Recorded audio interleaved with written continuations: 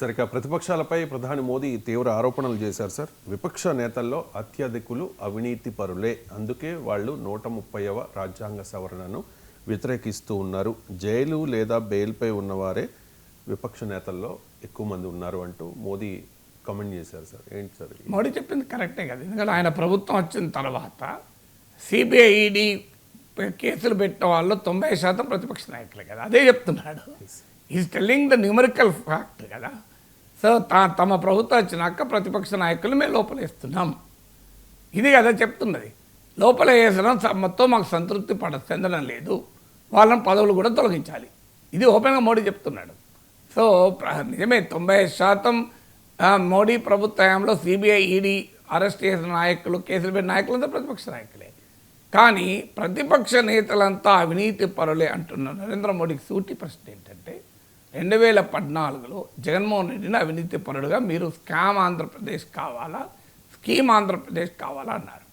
Scheme ఆంధ్రప్రదేశ్కు చంద్రబాబు నాయుడు ప్రతీక అయితే, స్కామ్ ఆంధ్రప్రదేశ్కు జగన్మోహన్ రెడ్డి ప్రతీక అని 2014లో అన్నారు. 2019 ఎన్నికలు మీరేమన్నారు? పోలవరంకో ఏటీఎంగా మార్చిన అవినీతి పరుడు చంద్రబాబు నాయుడు అన్నారు. అంటే 2014లో చంద్రబాబు నాయుడు నిజాయితీ పరుడు, 2019లో అవినీతి పరుడు, 2024లో మళ్ళీ నిజాయితీ పరుడు. జగన్మోహన్ రెడ్డి 2014లో అవినీతి పరుడు, తర్వాత కాదా? సో మీరు ఎందుకు ఆన్సర్ చెప్పండి దీనికి? అజిత్ సింగ్ ఎన్సీపీ నాయకుడిగా శరద్ పవార్ క్యాంపులో ఉన్నప్పుడు 70,000 కోట్ల ఇరిగేషన్ స్కామ్ చేశాడు అని అజిత్ పవార్ పైన మోడీయే స్వయాన ఆరోపణ చేశాడు. ఇప్పుడు ఆయన అజిత్ పవార్ ఎవరు? బీజేపీ ప్రభుత్వంలో ఆర్థిక మంత్రి. అంటే మరి 70,000 కోట్ల అవినీతి చేశాడని మీరే ఆరోపించారే, మరి ఇప్పుడు అతను మీరు ఆర్థిక మంత్రి ఎందుకు పెట్టుకున్నారు? అవినీతి లెక్కలు బాగేస్తాడనా?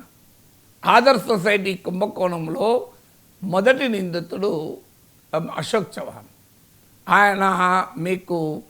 ఆయన పేరు పెట్టి ఆదర్శ్ సొసైటీ కుంభకోణం నుంచి నిర్మలా సీతారామన్ పార్లమెంటుకు సమర్పించిన యూపీఏ 10 ఏళ్ల ప్రభుత్వంలో అవినీతి అనే నివేదికలో ఆయన పేరు పెట్టి సబ్హెడింగ్ రాశారు.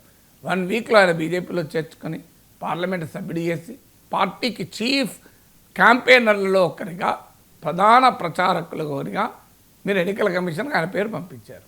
ఇప్పుడు ఏం చెప్పమంటారు? అంటే కాంగ్రెస్లో ఉంటే ఆయన అవినీతి పరుడు, బీజేపీలో ఉంటే నీతివంతుడు. హేమంత్ బిశ్వా శర్మ కాంగ్రెస్లో ఉన్నప్పుడు ఆయన పైన సిబిఐ కేసులు, ఈడీ కేసులు. ఆయన బీజేపీలో చేరాడు, ఆయన పైన ఏ కేసులు లేవు. ఇట్లా ఒక్కరి పేరు చెప్పమంటారా? 100 మంది పేర్లు చెప్పచ్చు దేశం అంతటా. మరి ఇక ప్రతిపక్ష నేతలందరూ అవినీతి పరులు అంటే దాని ద్వారా చెప్పాలి, బీజేపీలో చేరండి మీరు నీతివంతులు అయిపోతారని చెప్పాలి.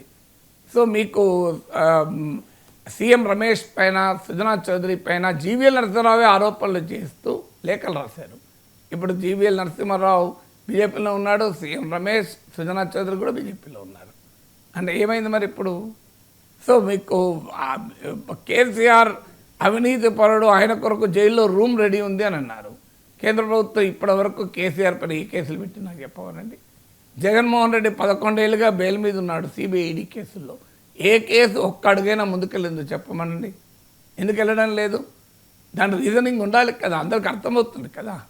సో మీరు యూపీఏ ప్రభుత్వంలో అనేక అవినీతి ఆరోపణలు చేశారు. 2G ఎక్స్పెక్ట్ కేసు దేశమంతా తిరిగి 2G కుంభకోణాన్ని రాజకీయంగా వాడుకొని ప్రధానమంత్రి అయ్యారు. 2G కుంభకోణంలో ఎవరికి శిక్ష పడింది చెప్పండి? ఆఖరికి జడ్జి ఏమన్నాడు? నేను ఉదయం 10 నుంచి 5 వరకు ఏళ్ళ తరబడి ఎదురు చూశాను, ప్రాసిక్యూషన్ వారు ఏదైనా మెటీరియల్ తెచ్చి ప్రూవ్ చేస్తారేమోనని. కానీ ఏది ప్రూవ్ చేయలేకపోవడం వల్ల ఎవరూ దోషులు కారని నేను తీర్పు చెప్పాల్సి వస్తుందని ఆవేదన వ్యక్తం చేశాడు. మరి ఎందుకు ప్రాసిక్యూషన్ వదిలేసింది 2G కేసు? కాంగ్రెస్ పార్టీ నాయకులే కదా దాని మీద ఆరోపణలు ఉన్నాయి, ఎందుకు వదిలేశారు? అందరూ తెలుసు కదా, దాంట్లో డిఎంకే వాళ్ళు కూడా ఉన్నారు. డిఎంకే వాళ్ళని లోపలే తెలుసుకోలేదు, ఎందుకంటే వాళ్ళు రేపు ఎప్పుడన్నా ఉపయోగపడతారేమో కాదా ఇది? సో ఇంత బహిరంగంగా జరుగుతుంటే మీకు ఉద్ధవ్ ఠాక్రే వెనకాలన్నప్పుడు శివసేన ఎమ్మెల్యేల పైన సిబిఐ కేసులు, ఈడీ కేసులు, వాళ్ళు ఏక్నాథ్ షిండే నాయకత్వంలో తిరుగుబాటు చేశారు, కేసులు ఏమి కదలికలేదు, మెదలికలేదు. సో దీస్ ఆర్ ఆల్ ఒక్కటి కాదు కదా ఎగ్జాంపుల్స్. మధ్యప్రదేశ్లో వ్యాపం కుంభకోణం, దాన్ని ఇంతవరకు ఏమైనా ఇన్వెస్టిగేట్ చేశారా? మొత్తం దానికి పెట్టారు కదా. ఇప్పుడు యూపీఏలో అనేక కుంభకోణాల పేర్లు చెప్తారు, ఇందులో ఎవరికి ఎక్కడ శిక్ష పడిందో చెప్పండి.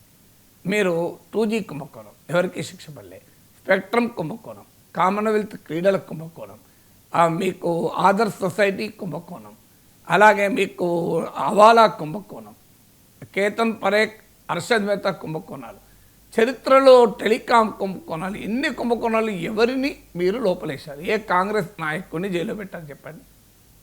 అంటే ఇది క్విట్ ప్రోకోనా? మీరు అధికారం ఉంటే వాళ్ళు మిమ్మల్ని ఏమన్నారు, వాళ్ళ అధికారం ఉంటే మిమ్మల్ని అన్నారు, మీరు అధికారం ఉంటే వాళ్ళని అన్నారు. ఇది కలము జరుగుతున్న వ్యవహారమే కదా. ఏ కుంభకోణంలో ఏ కాంగ్రెస్ నాయకుని మీరు లోపలేశారు చూడండి. అమిత్ షాను చిదంబరం హోంమంత్రిగా జైలుకు పంపాడు కనుక అమిత్ షా కూడా చిదంబరంను ఒక రోజు జైలుకు పంపి సంతృప్తి చెందాడు తప్ప మీరు ఎవరికి శిక్ష పడ్డారు నాకు చెప్పండి ఇందులో.